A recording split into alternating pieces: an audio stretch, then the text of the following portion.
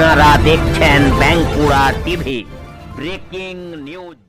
বাঁকুড়া টিভিতে আপনাদের স্বাগতম। আজ বাঁকুড়া টিভিতে আমি বাঁকুড়া টিভির chief editor the tiger journalist দাদা উত্তম দে।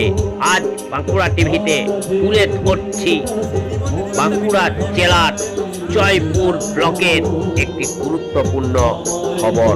বাঁকুড়া জেলার জয়পুর ব্লকের সামনাগর অঞ্চলের জয়গড়িয়া উচ্চ বিদ্যালয়ের চলছে রজত জয়ন্তী অনুষ্ঠান।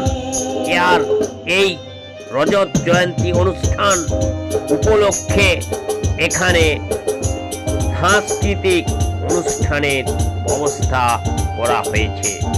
এই সাংস্কৃতিক অনুষ্ঠানে যেমন লোকাল শিল্পী রাজীব চট্টোপাধ্যায়ের আপনারা গান শুনতে পাবেন সাংস্কৃতিক মঞ্চে, তেমনি দেখুন মণিপুরি নৃত্য এবং পুরুলিয়ার ছৌ নৃত্য একমাত্র বাঁকুড়া টিভির পর্দায়।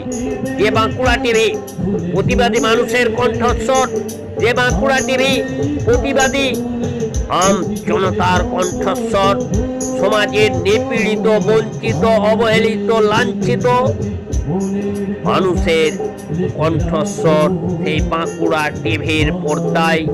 এবং এই সাংস্কৃতিক অনুষ্ঠানকে ঘিরে মানুষের ভিড় দেখতে থাকুন।